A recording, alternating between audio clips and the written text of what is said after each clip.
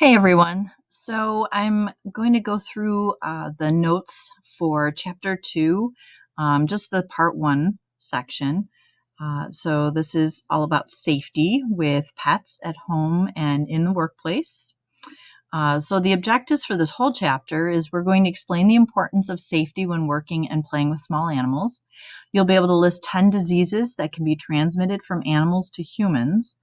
You'll be able to describe how to prevent becoming infected by small animals. You'll be able to describe proper restraint procedures when working with small animals, and you'll be able to list guidelines for safety when handling dangerous chemicals and working with small animals. So the first question you're gonna pause the video and answer: what are some reasons that people own pets? And then our next question, you're gonna pause again to answer: what are some risks to people who own pets? Okay, so here's some risks with small animals.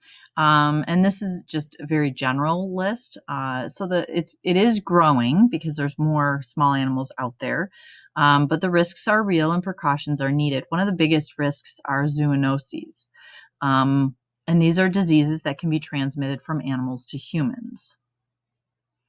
What kind of disease agents can be zoonotic? Several different things can pass from an animal to a human. So there's bacteria, which are single-celled organisms that don't have a nucleus. Viruses, those are small infectious agents that can only replicate inside the cells of another organism. So they're kind of like a fungus, or not like a fungus, but they're kind of like a parasite. Fungus is another kind of a type of organism that can get their food from decaying material or breaking down other once living organisms. A parasite is an organism that lives on or within a host organism and derives its sustenance or food from that host. And then there's a prion. Those are infectious protein particles. So it's not even a living thing, but it's similar to a virus, kind of, but it lacks nucleic acids, which means it doesn't really have any genetic information. So that's even less understood, but they can be infectious as well. So here's a question for you. You're going to pause and answer this on yours. What is an example of a parasite that you have seen or your pet has had?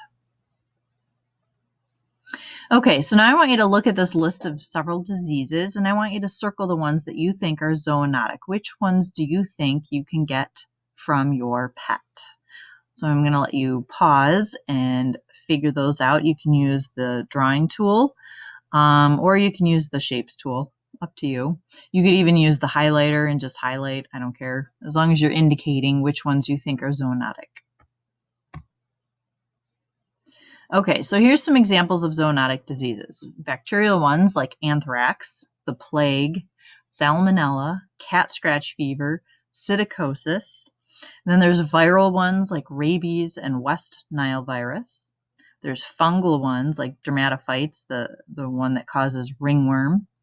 There's parasitic zoonotic diseases, toxoplasmosis, roundworm, hookworm, and then prions like bovine spongiform encephalopathy.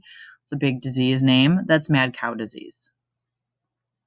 So how are these diseases transmitted?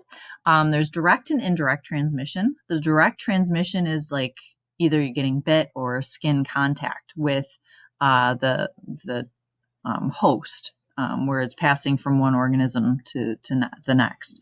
And then indirect would be either through a vector, which means via another living organism, like mosquitoes carry those pathogens within their bodies, and then when they bite you, they give them to you. And fleas can do this as well. They can pass the plague by biting you. And then a fomite is a non-living, so like dust mites could be, transmitting diseases. There can be other things in water or in your bedding, that kind of thing. So that would be the non-living indirect way. Okay, so what is the risk of zoonoses? There's a very long history. When they dig up ancient mummies, they found evidence of parasitic zoonotic diseases. It's called cysticercosis. They found dog bites on people from ancient Greece. the bubonic plague in the 1400s. There's always been zoonoses. An emerging disease is a disease that has appeared in humans for the first time, or it's a disease that has occurred previously but is increasing in frequency, or it's a disease that is expanding into areas that it's not been seen in for over 20 years. And just a little highlight, about 75% of emerging human infectious diseases are zoonotic. So here's a question for you. Name an emerging zoonotic disease affecting society today. I think this one's an easy one. You can pause and answer. And we're going to stop there, actually, just for part one, because I know it's a short period today. So you get those done, and you're going to click the turn in button when you're finished, and then do your exit ticket. And we'll see you later.